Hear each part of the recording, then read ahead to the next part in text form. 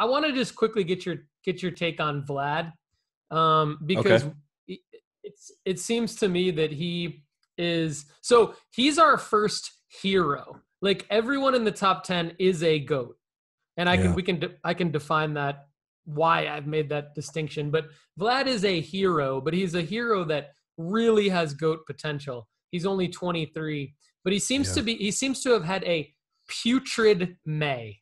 So talk to us about, and what I noticed is that maybe there's a window to buy Vlad right now because of his bad May, and because he's got to get hot at some point. I think he was literally just out of the lineup yesterday because of a sore left wrist. Maybe that's a reason why he's had a bad May, or maybe that's just a byproduct of something more recent. But tell us what's going on with Vlad, in your opinion, and what do we do? Is he a buy, or is he just like are his prices still high because it's the season, and is there a better buying window? I'm not sure that there ever will be a great Vladimir Guerrero Jr. buy window. At this point, he's going to be good for a long, long, long time, and you're going to have to pay for it if you're going to want to get in. Like it kind of reminds me of like to get a full share of like Tesla or something. You're going to have to pay full share value of Tesla, but you want to have a full share of something like that if you're wanting to see your portfolio rise. And I think that's the same thing here. Like you're going to pay a premium for Junior, or skinny Vlad is what I call him. That's like my little nickname for him. But in 2022, if you look at his advanced statistics, he's still 27% above league average. Like with his putrid May, like what you were talking about, the guy is still 27% higher than the average player. So if he is dog water, for where he's been over the past month, and he's still that good comparatively, that is a very, very good sign that Vladimir Guerrero Jr. is going to be a GOAT. I think this guy has the ability to be better than his father, who was a Hall of Famer, or who is a Hall of Famer. Like when you're talking about being better than Hall of Famers, you're talking about like from our definition of it, that's GOAT status. Like when you compare their two seasons together, or their two careers so far together, Vladdy Jr. has actually got better numbers than Vladdy Sr. Now, Vladdy Sr. played on very great teams, which I think will be like something that Vladdy Jr. will have to work through. Like the Toronto Blue Jays they're good and they're young, but they're not great. And I think that will be something that he'll have to work through. Like, how does his career play out? Does he stay out of trouble? Does he stay healthy? Does he stay on teams that are competitive?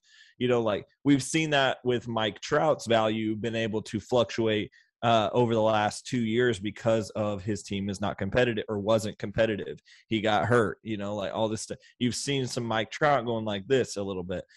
With Vladdy, I think I've said this before, and we've talked about this before. The way he plays has sustainability, which I think is perfect. So if I'm going to invest in a single player over the next 15 years, if I'm going to put $1,000 down on one player over the next 15 years that's going to be active for the next 15 years, I think that's the key.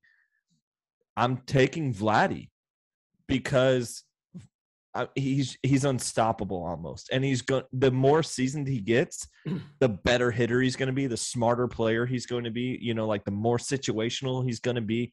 He's beyond his years. He reminds me of like a more athletic like probably a better Prince Fielder, and Prince Fielder was pretty dang good. So I see like Prince Fielder, Miguel Cabrera, and his dad like fused into one player, and that's Vladdy Jr. And that's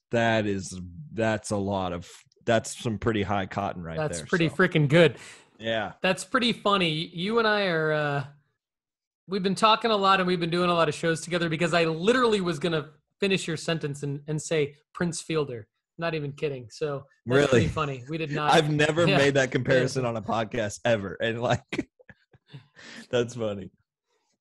I think it's because Prince Fielder was just such a natural hitter.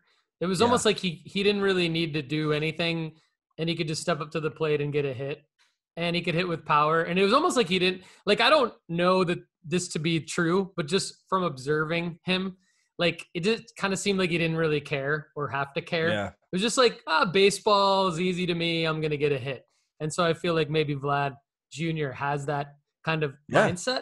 That's exactly kind of what I meant by that. That's why I was thinking Prince Fielder.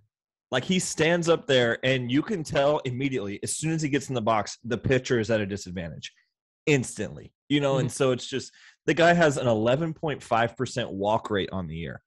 Like that's incredible. Like because his strikeout percentage on a massive power hitter is just under 17%. Like the average that you want to be under or close, like if you're over 30%, that's like, oh, you're striking out a lot. He is half of that, and he's having a bad season per se. And his ISO is 195. Like the guy is just so good. The part that could be bad for him is I don't know how much of his body, is made to look like Vladdy Jr., or if some of that's maybe bad nutrition. Like sometimes guys are just thick and they like are working out, they're eating great, like all that kind of stuff, and they're just thick. But then sometimes it's just like they're thick because of like, for instance, we're probably going to segue into this guy, Zion. Same way. Is he thick because he's thick, or is he thick because he is like not taking care of his body? And I don't know Vladdy enough to know that. But if I'm just looking at him, like I'm like, okay, the one worry is like, does he gain a weight over his career and ends up looking like Albert Pujols and can't move, or is he going to just be like Cabrera, who is a bigger guy too, but was super skinny when he was younger. But he still can move, really. Like, I was watching Cabrera the other day. Actually, I was watching Nelson Cruz this weekend at the Nationals game. Nelson Cruz is 150 years old, and I hate him as a player because he killed my franchise. But he lost the Rangers the World Series, in case you didn't get that. But Nelson Cruz still moves really well for a big guy and for an old guy. And so I think if Vladdy can like age that way, like age towards movement and health and everything, this dude is going to be unstoppable. And I can't wait to watch him potentially decide whether he's going to step into Toronto and making Toronto like the team on his back type thing, or if he makes the move to like LA, like Dodgers or something like that, and just decides to just destroy with a team. I think that's going to be a big part of his legacy. So.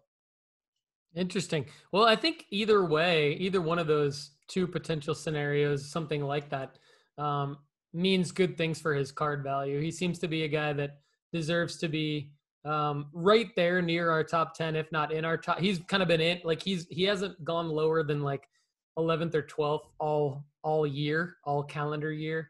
And I think it's good to know that we're both kind of aligned right where he's at. Okay. So he's a good guy to potentially get in on then, and Kendall and I are both aligned on that. And so there's